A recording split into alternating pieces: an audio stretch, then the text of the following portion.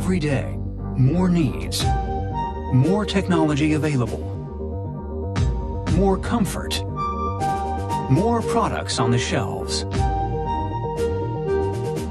And every day, new questions. What is there in our fields, on our plates, in our medicines? Has the industrial era made our world toxic?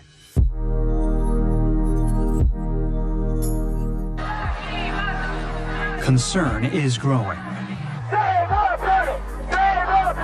Citizens accuse industries of hiding the truth from us, and industry denies it. How can we judge? So we turn to science. We ask researchers to be the judges of these new battles for us. We demand that they step into the arena. Science as the judge. This is what makes it a target. An activity to influence, to corrupt, or to undermine. We're living in a world where there are many people who have a vested interest in fighting information, fighting scientific evidence, and discrediting even the notion that science could provide the truth about the natural world. They are intentionally seeking to derail science. So we need to identify these attacks, to expose the maneuvering of those trying to stand in the way of knowledge. And in that context, it's essential for us to understand who these people are, what they do, why they do it, and how they do it. And we have to understand how it is that the public sometimes participates in the spreading of this deliberate ignorance. So we need to visit this landscape of manufactured ignorance.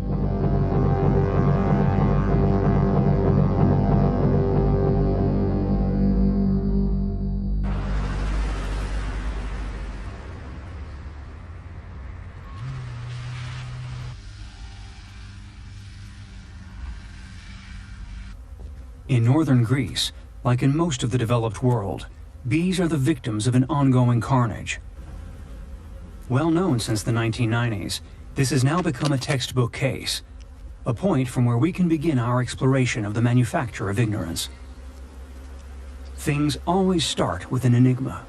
In Greece, like elsewhere, experts on bees didn't understand what was happening and why. Ναι, υπήρχε ένα μυστήριο. Για ποιο λόγο ξαφνικά έχουμε τόσες πολλές απώλειες? TV news programs everywhere showed beekeepers in total disarray. Des tapis d'abeilles retrouvées mortes à l'entrée des ruches. Secondly, a suspect shows up. This time it was a new generation of insecticides in our fields. The latest baby of the agrochemical industry at the time. Containing multiple active ingredients. Every Syngenta formulation is the result of years of careful investigation and thorough research by our scientists. The moment these new products were spread on our crops, bees started dying in their millions. Γι' αυτό και αμέσως οι υπόνοιες πήγαν εκεί. Thirdly, science is asked to investigate. To do so, Fani Hajina has been constantly going back and forth between her hives and her lab. Εμείς σαν επιστήμονες, μαζί με τους μελισσοκόμους, έπρεπε να βρούμε τη λύση. But looking for the truth has proven to be a game of cat and mouse. The usual task for scientists is to retreat into the calm of their labs, then explain what's being observed on the ground. We ask them to shed light on the mystery of the dying bees, just as they have explained so many other phenomena. The role of science is to highlight natural mechanisms and reach an explanation for the slightest observable fact. This is how science normally progresses, by solving more and more mysteries. And in principle, our knowledge of the world we live in increases. However, this fine principle sometimes has a few hiccups. For scientific observers, the case of the vanishing bees is emblematic of this. With something like bees and pesticides, you should have been able to investigate it by collecting data, by following the evidence where it's taking you. The crux of the idea is that when we find the evidence that tells us what's happening, we tell the truth, the whole truth, and nothing but the truth, and we let the chips fall where they may. We commit, in a way, sort of, committing to accepting the truth of those findings. But in the case of the bees, that's not exactly how things went. In the early 2000s, government expert reports showed the toxic effect of even very low doses of neonicotinoids on bees.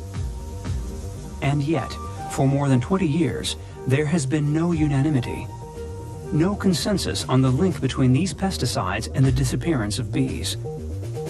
Why are things lagging so much?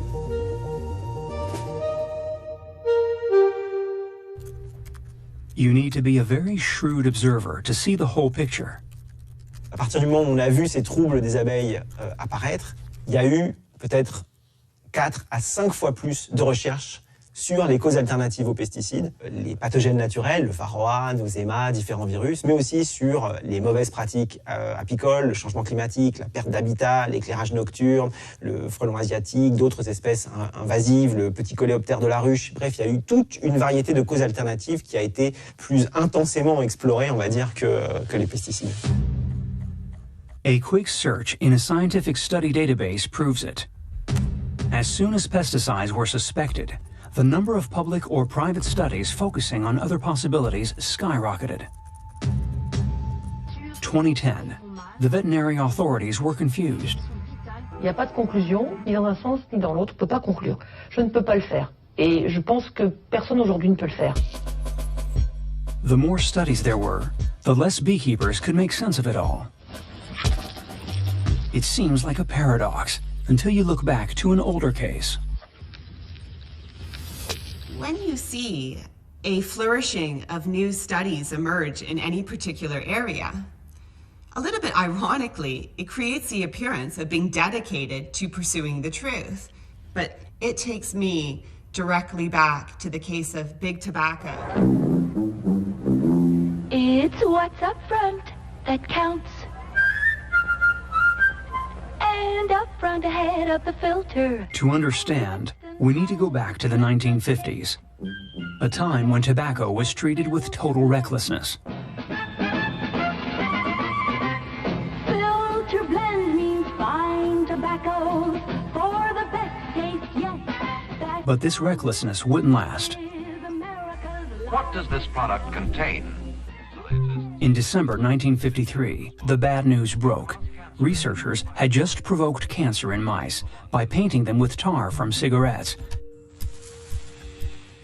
After this discovery, war broke out.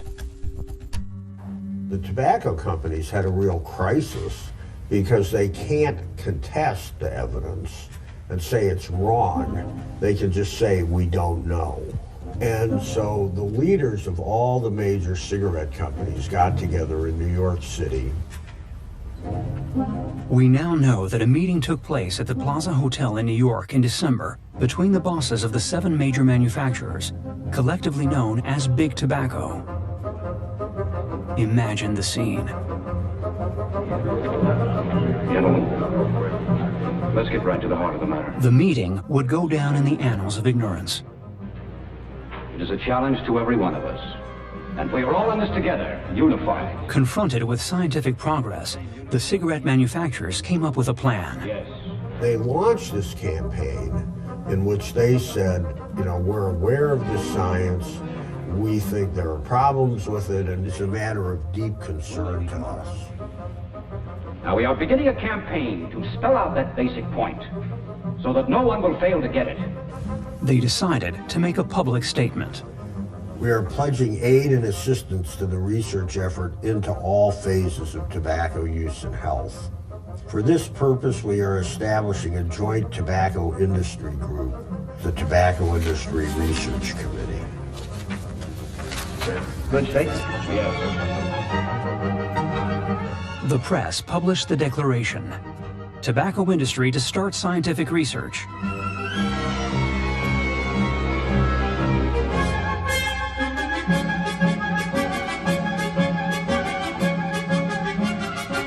Believe me, friends, Chesterfield has for your smoking pleasure and protection every advantage known to modern science. Chesterfield gives you scientific facts.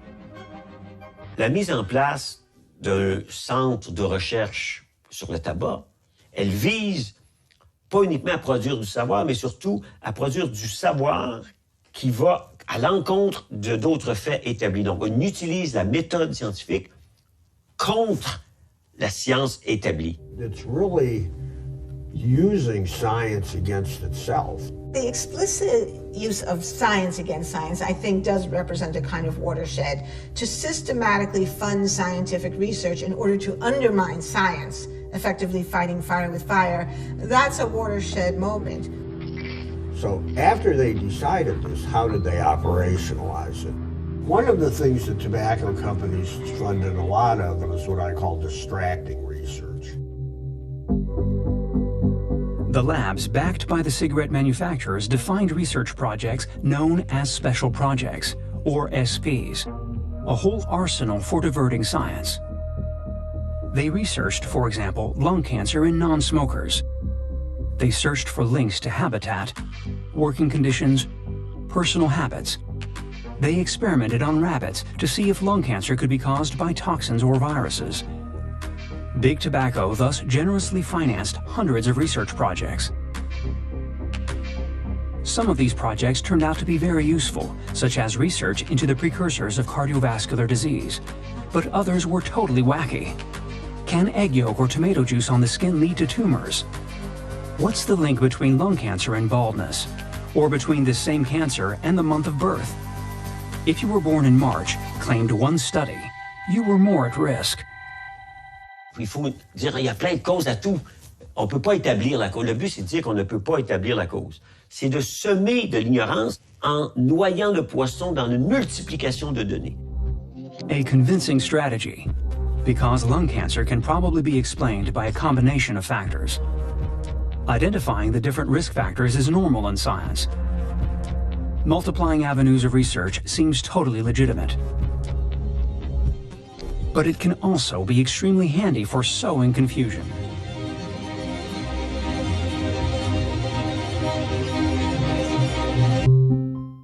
It becomes almost impossible to prove the suspect's guilt, and that's the aim. That's extremely well understood, and that designed the playbook for pretty much every other science denial that has followed. This is a story about tobacco. This is a story about acid rain. This is a story about the ozone hole. This is a story about pesticides. This is a story about climate change. Neonicotinoids, bisphenol A, contraceptive pills. I mean, we have now seen this strategy used over and over and over again. It's about buying time. Et c'est malheureusement une stratégie gagnante. In the case of tobacco, it's 70 years already and it's still going. In the case of the dying bees, the advancement of knowledge has also been deliberately slowed down. Πιστεύω ότι με όλα αυτά τα οποία έχουν συμβεί, πραγματικά έχουμε μείνει 20 με 30 χρόνια πίσω. So we're talking about decades of disinformation and decades of delay.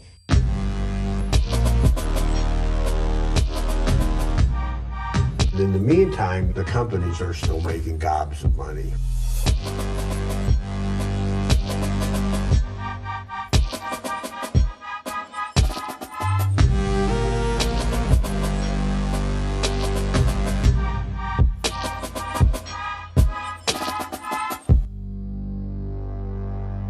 When a scientific lie has been constructed over several decades, where do the first cracks begin to appear?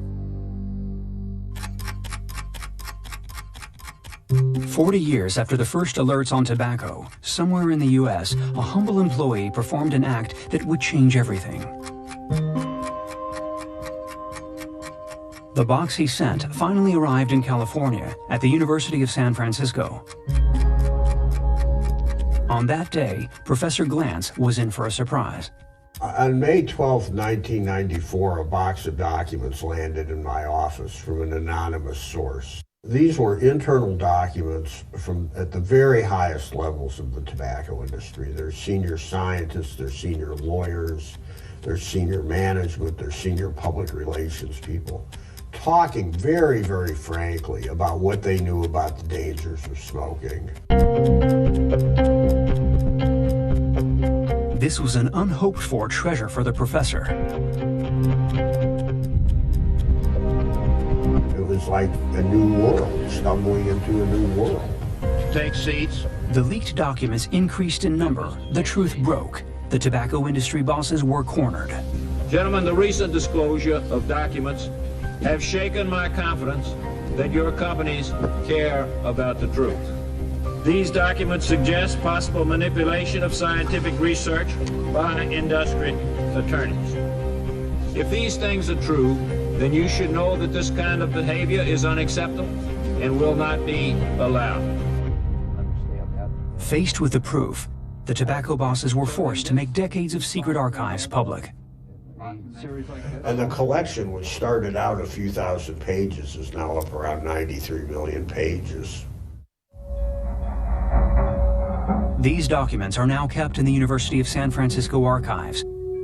They contain all the details of a massive manipulation of science.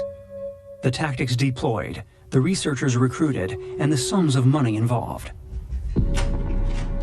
Among these documents, one internal memo from 1969 sums up on its own what the tobacco industry had decided to produce.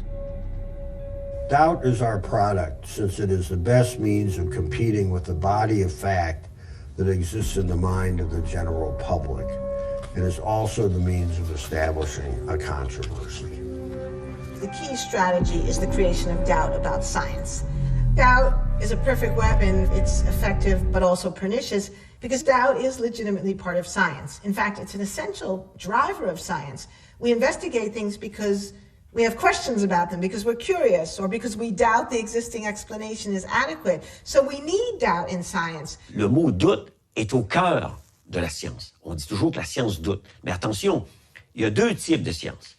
Il y a la science établie. On ne remet pas en cause aujourd'hui que la Terre est ronde. On n'a pas de doute que les pommes tombent en gros à 9,8 mètres par seconde carrée. Galilée l'a mesuré. On peut le remesurer, mais ça va donner la même chose. Il n'y a pas de doute là. Le doute, c'est la science en marche, celle qu'on est en train d'étudier. Effectivement, on y met des hypothèses. Donc la stratégie de douter, c'est de vouloir faire passer une science stable, acceptée, établie, comme étant encore soumise au doute. So what the tobacco industry did was to take a virtue and turn it into a vice.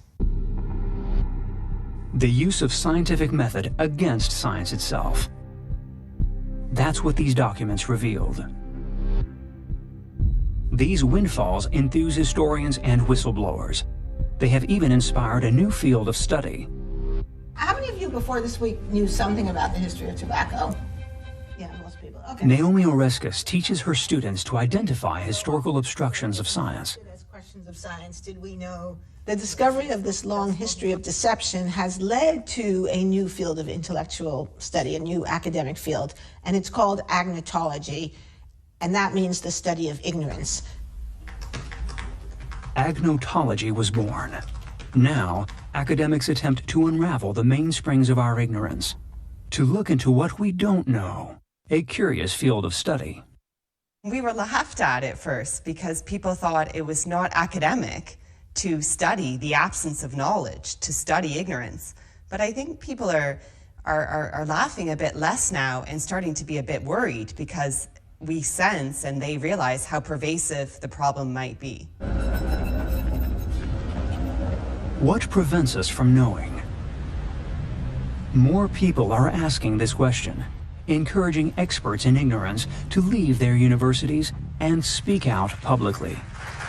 But over the course of this talk, I'll introduce different ways of thinking about ignorance, and particularly this phrase, strategic ignorance.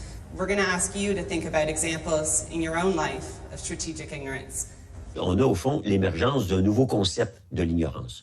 Jusque-là, l'ignorance, c'est simplement ce qu'on ne connaît pas et qu'on va peut-être connaître un jour par des recherches.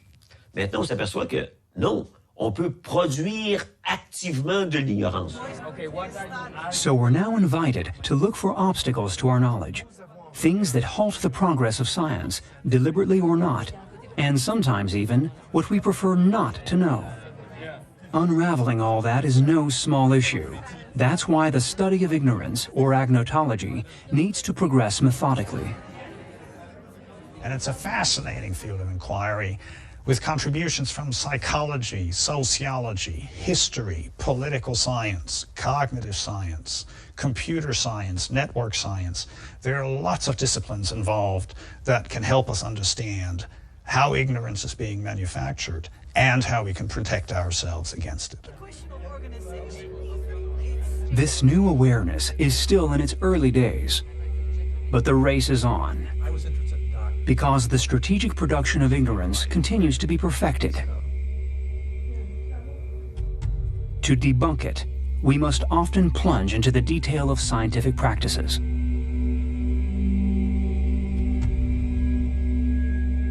Innovations regularly arrive on the market, and with them, a fair share of suspicion.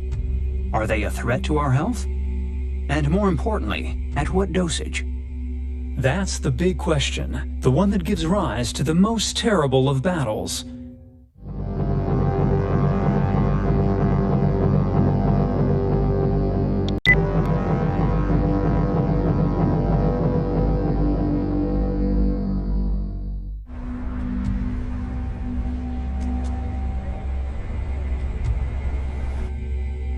One of these battles began in this laboratory one day in 1989. Carlos Sonnenschein and Anna Soto are both biologists. For years, they have been trying to solve the mystery of cellular proliferation in cancer. Suddenly, before their very eyes, some control cells cultivated in a test tube began to proliferate for no apparent reason. It was a real Sherlock Holmes investigation, trying to find out where it came from, because that is the first thing you have to do, identify what is the source. They reviewed each piece of lab equipment. 4 months of suspense. And finally, they had their culprit, the centrifuge tubes. They were made of a material that should have been inert, but wasn't. The plastic used contained and dispersed a substance that acted like the hormone estrogen. Carlos and I were very disturbed by this finding. We thought that this was a big deal. If you can find such a substance here, can it be elsewhere? In toys, bottles, food containers, in all the plastics that end up in the environment. And how does it affect our organism? Toute la question, c'est d'établir les doses auxquelles le public peut être exposé sans risque majeur pour sa santé. Et cette question-là, c'est vraiment la mère de toutes les batailles. The effect of product X on health is what is studied by toxicologists. The accepted rule is centuries old. It's simple and seemingly makes good sense. The effect is proportionate to the quantity absorbed. It's true for sugar. It's true for fats. It's true for pretty much any product. According to the rules of toxicology, the dose makes the poison, which by extension means that anything below the dose isn't a poison. According to this rule, a plastic with the characteristics of a hormone that ends up in a baby's mouth shouldn't pose any problem, because the quantity of synthetic estrogen ingested is tiny. True or false? This is the crux of the battle.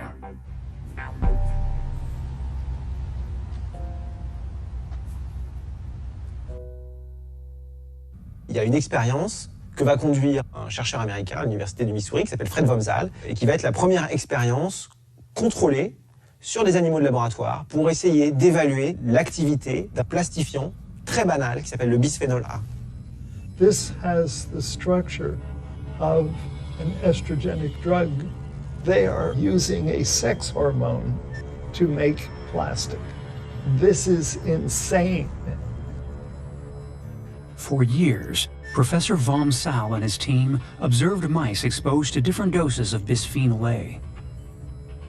To measure the traces of the product, they explored what happens at the limits of detection using ultra-sensitive machines. And what they discovered shook the world of science. In fact, the damage to the reproductive system was occurring at 25,000 times below what had been considered a dose that would cause no effect. We were absolutely shocked. C'est considérable, et c'est considérable pour plusieurs raisons. La plus importante d'entre elles étant qu'une partie de ces substances peut avoir des effets plus importants à des doses infinitésimales qu'à des doses plus fortes. Et pourquoi c'est important? Simplement parce que la toxicologie réglementaire teste la nocivité de ces molécules à haute dose et ne teste jamais, ou extrêmement rarement, la nocivité de ces molécules aux doses auxquelles les humains sont habituellement exposés, qui sont des doses infinitésimales. At low dose, bisphenol A doesn't act like a typical poison. It acts as an endocrine disruptor, meaning that it disturbs our hormones, the molecules that regulate, among other things, our reproductive system. With the tiniest observable doses, it can have devastating effects. In other words, between the dose and the effect of a product, research is starting to find some very unexpected relationships. And this is shaking up the world of toxicologists. We were rejecting their dogma. The toxicology community have not accepted it. They said, we reject this. The resistance of the toxicologists was well-intentioned. It was also providential for the manufacturers of plastics. It's not always that people intentionally want to derail science. Some people unwittingly, through no fault of their own, can at times be pawns in other people's efforts to produce strategic ignorance. There are many ways that ignorance is produced. Some of them are malevolent, some of them are inadvertent, some of them are well-intentioned but end up having these outcomes. And I think it's actually extremely important for us to study the broad question of how ignorance is produced, because not everyone who produces ignorance is necessarily evil, but some of these people are. The plastics industry gives financial backing to alternative research, thanks to which its spokespeople can proclaim year after year that low doses are without danger. More than 100 independent studies have shown that real-life exposure to BPA is about 1,000 times below the safe intake limit set by... I'm saying one thing, industry is saying another, and there needed to be explanations of how the difference was occurring. Vom Sau wanted to understand.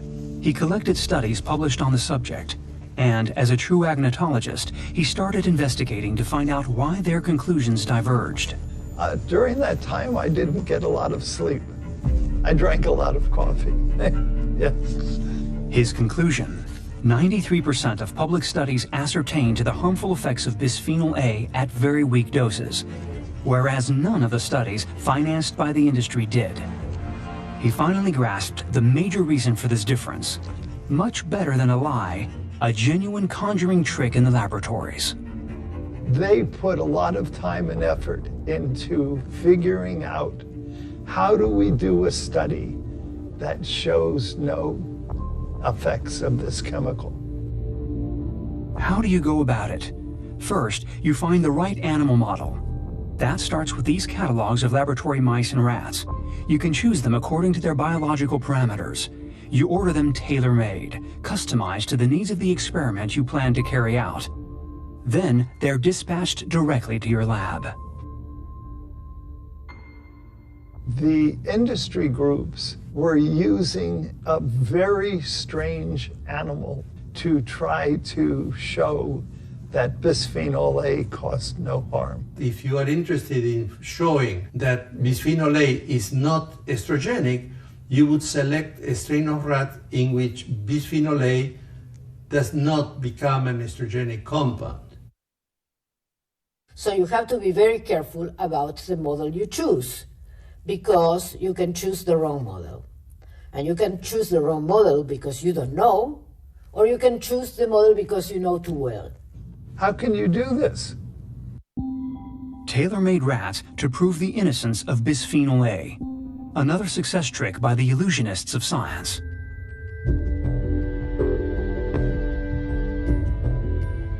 Thus, the most insidious offensives are hidden in the details, such as in the research protocols, This group of rules, so tricky to put in place, which guarantee the seriousness of a study.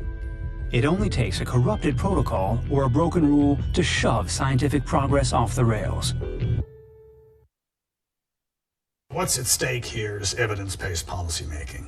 Whether policy is based on the best available evidence or whether policy is designed to satisfy a particular industry in their pursuit of profit. The manufacturers of ignorance have a target: the assemblies and parliaments of our democracies, which will ban or authorize a suspect product. Nous allons passer au vote de cette proposition de loi. The moment we give up on evidence-based policymaking, we've given up on democracy. Il peut être en verre ou en plastique, mais désormais le biberon, c'est sans bisphénol A. On that day, the French Parliament banned the guilty baby bottles. But the ban concerns one single endocrine disruptor, present in one single product, sold in one single country. A small victory 20 years after the first alarm bells rang. A serious public health problem therefore continues to be covered up.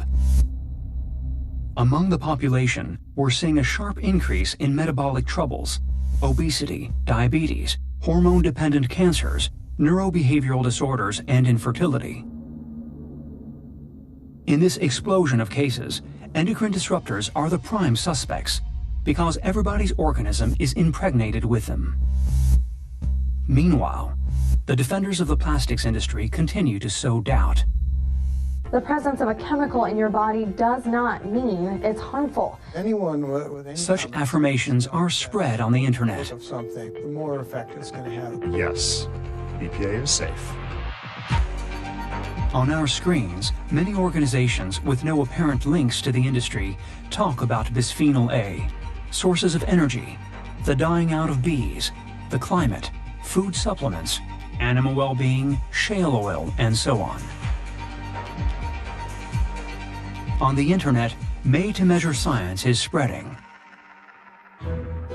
And the target here is the general public, us and our opinions. Because today, to say whether we're pro or anti-diesel, homeopathy, or vaping, we click on like, we tweet, we retweet. This is now public opinion. Anonymous yet global, social networks seem to be the ideal forum for misleading all debate.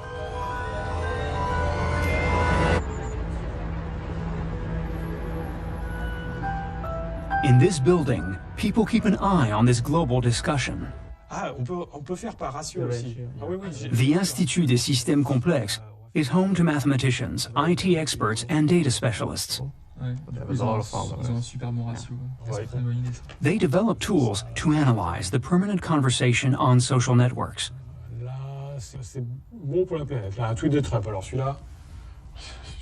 Over 3 months, David Chavalarias and his team have analyzed 20 million posts on the climate.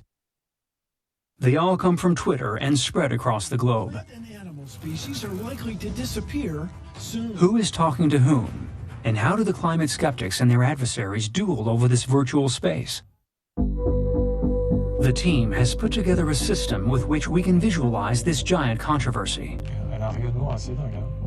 A dot is one person. A line between two people means that one of them has passed on the other's post.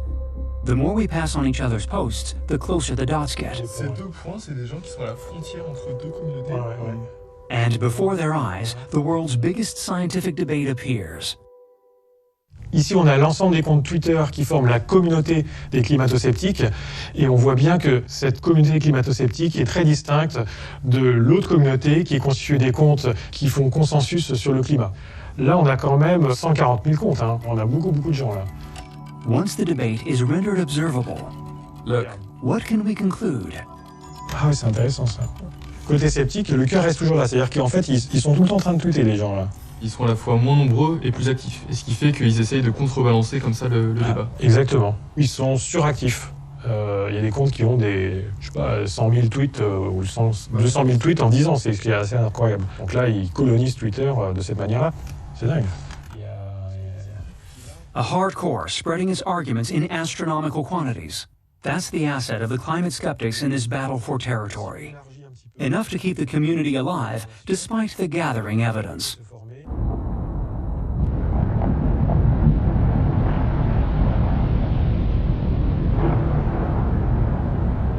For the almost unanimous scientific community, global warming is unequivocal and the impact of man is evident. This consensus, however, doesn't impose itself on the web. On voit bien que très régulièrement, il y a des faits scientifiques qui viennent démentir les thèses climato-sceptiques. Et c'est potentiellement dangereux pour cette communauté puisque ça peut leur faire perdre des membres. Et donc il y a une réaction quasi immunitaire sur 2-3 jours. D'un coup, on va inonder les réseaux sociaux de faits alternatifs et on va être visible parce que l'on est dans un environnement globalisé. Donc sans les réseaux sociaux, des communautés de cette taille-là ne pourraient pas survivre à des faits qui démentent de manière aussi cinglante leurs croyances.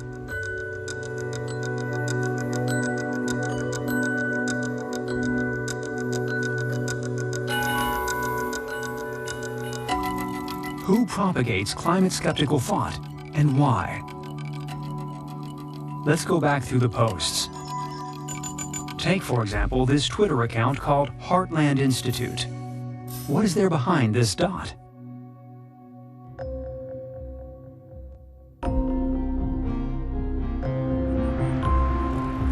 The Heartland Institute is this house set off a quiet street. Its offices are completely calm. And yet, we're at one of the most reputed think tanks in the world.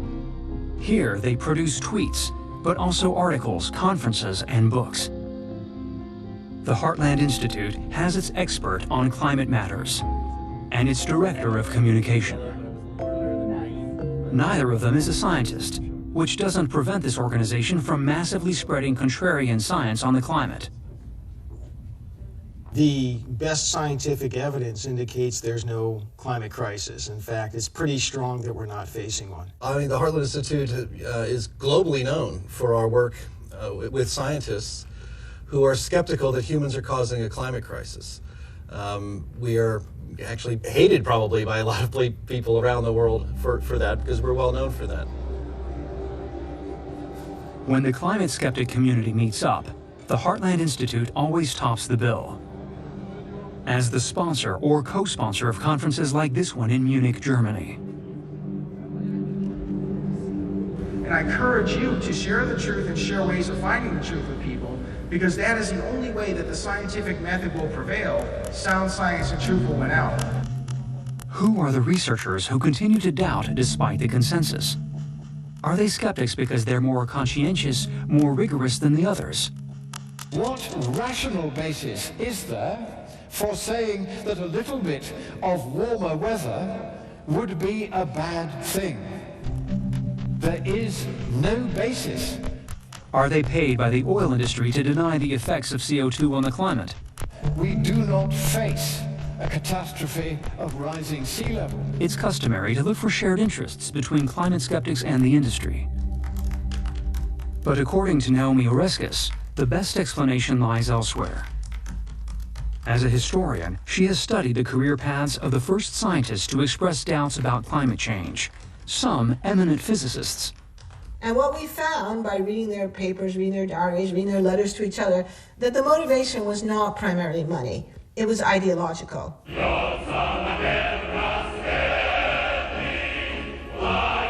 men had been very prominent in the Cold War, and they believed very deeply, and I think sincerely and authentically, in the communist threat. At the time, the main battle between the Soviet Union and the United States was the conquest of space. America's leadership on Earth demands leadership in space.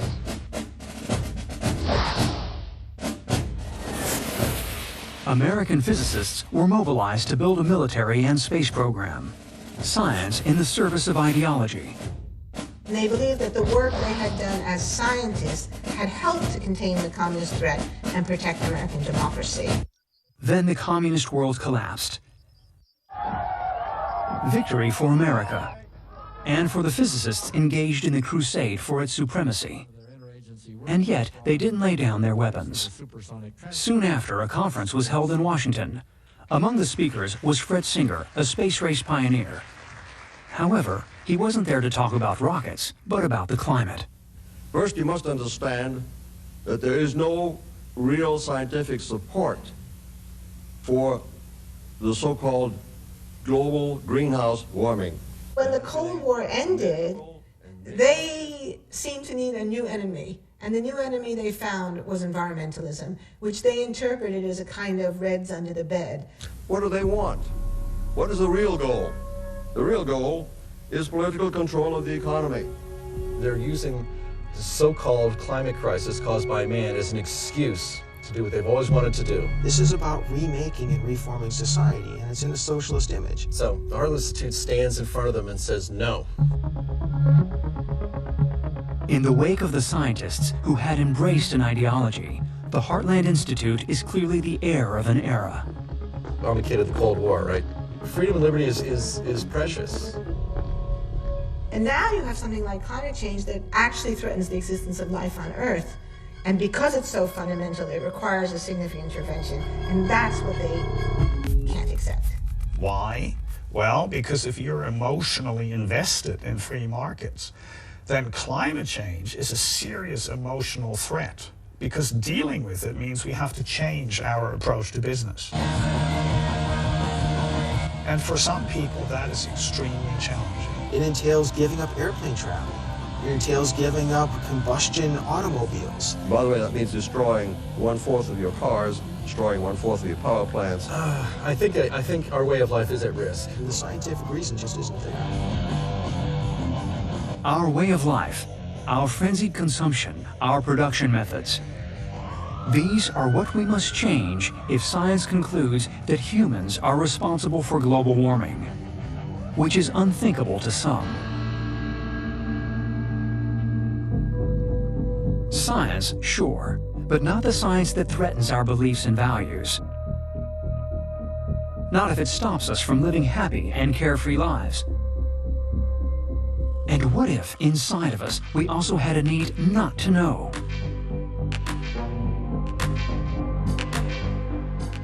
Psychologists have clearly identified the individual cognitive mechanisms through which, unbeknownst to us, we construct our beliefs and limit our own knowledge by turning our brain into a small factory of ignorance.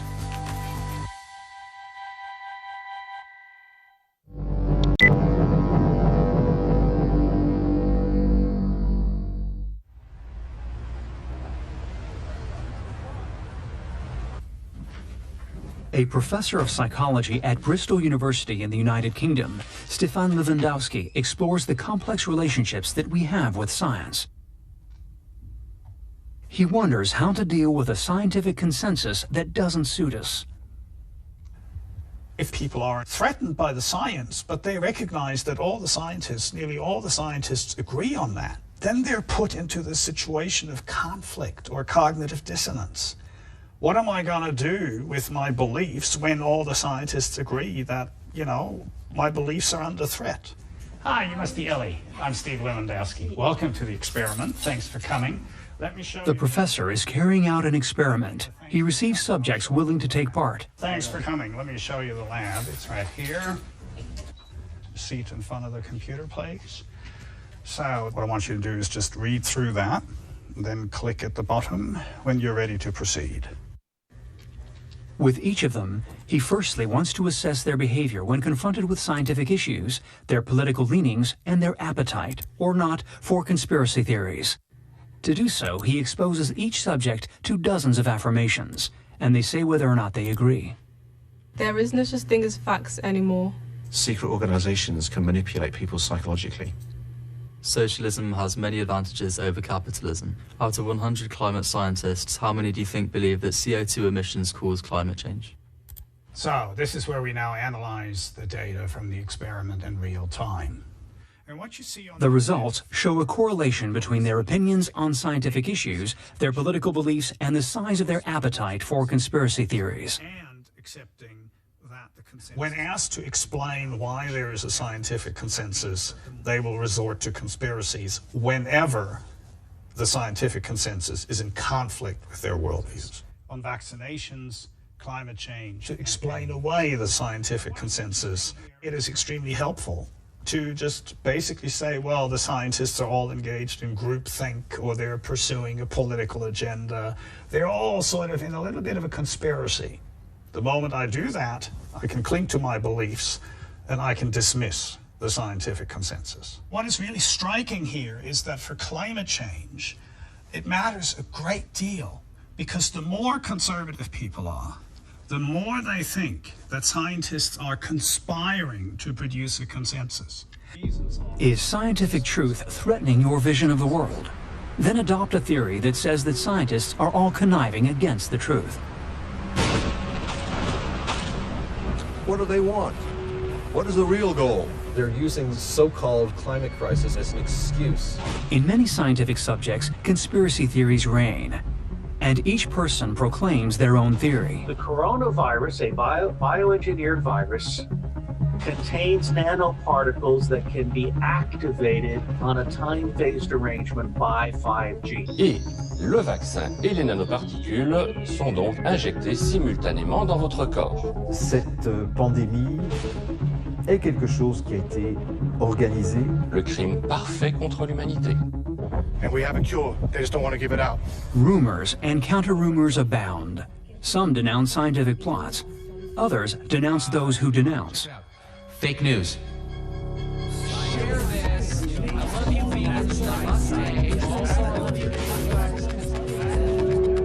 On the networks, it's one side against the other.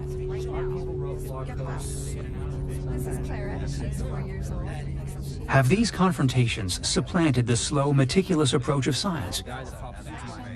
Has it become to each their own truth? You know, if I take this pencil and drop it, we have gravity. Okay, that's not a matter of opinion. Whatever our beliefs, we can't ignore reality. The victims of climate change. The victims of fine particle pollution. Or those of infectious diseases in places where we've stopped vaccinating. These faces are a reminder that we cannot ignore scientific truth without consequences. Facts always impose themselves in the end. And in spite of everything, our knowledge increases, gradually building up, in one way or another, through the ages.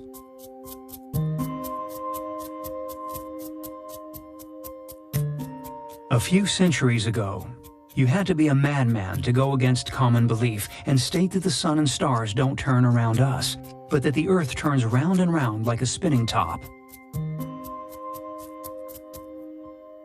Those who first tried to prove this paid dearly.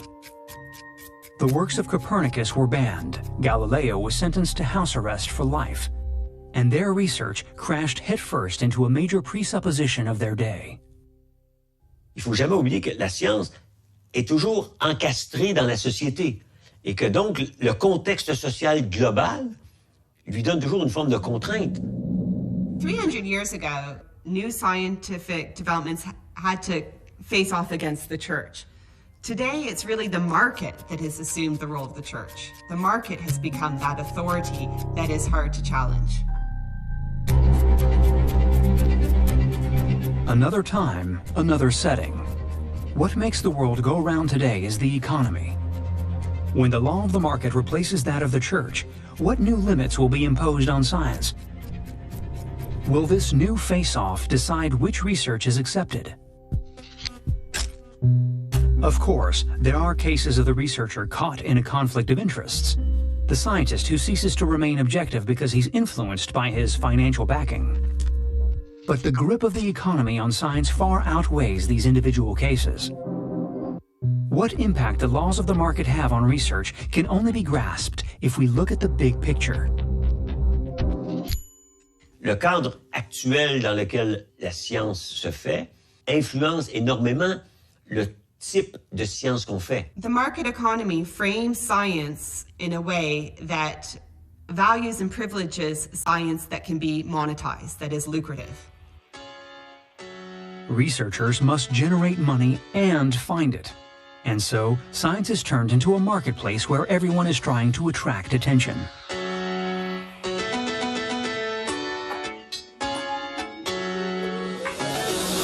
side.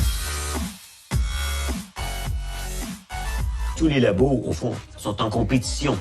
Ils doivent faire valoir leur spécificité et trouver les mots clés qui sont un peu à la mode. Au tournant des années 2000, le mot-clé, c'était la génomique. Si vous disiez que vous travaillez de la génomique et que ça va avoir des conséquences médicales, vous avez des millions de dollars. Donc, en 2000, le chercheur devait dire le mot génomique. En 2010, il devait dire nanotechnologie. En 2020, il doit dire intelligence artificielle. OK, Sophia. I think you're ready. La compétition actuelle oriente la science dans une certaine direction. They upgraded my mind a bit. My artificial intelligence. This is too cool. I can walk. Et donc, pendant ce temps-là, il y a tout un ensemble de domaines inconnus qui restent en jachère. Less fashionable or less profitable in the short term, certain scientific fields have been deserted. Some researchers have identified what they call the problem of undone science. Now, that's science that's simply left uninvestigated because there's little commercial imperative in studying it. Undone science, science that simply isn't done. The experiment never carried out, the lab that never opened. The epidemiological study that doesn't exist because it was never financed. The scientific books never written. The medical thesis never published. These are the vast territories of ignorance, which we don't explore because they don't earn, because we prefer not to know, or because we never even imagined them.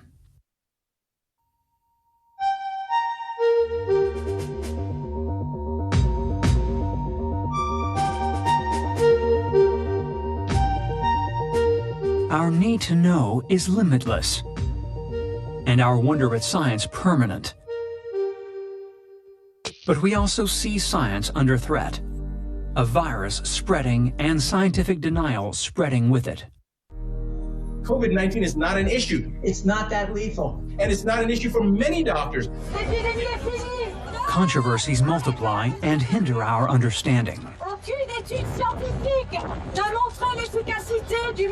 Fear, fear, fear. Go and get some Miracle cures appear. or Schweppes tonic water. Let me tell you this again. Quinine and or Schweppes tonic water. The coronavirus, you know that, right? Coronavirus. Biased beliefs enter minds. This is their new hoax.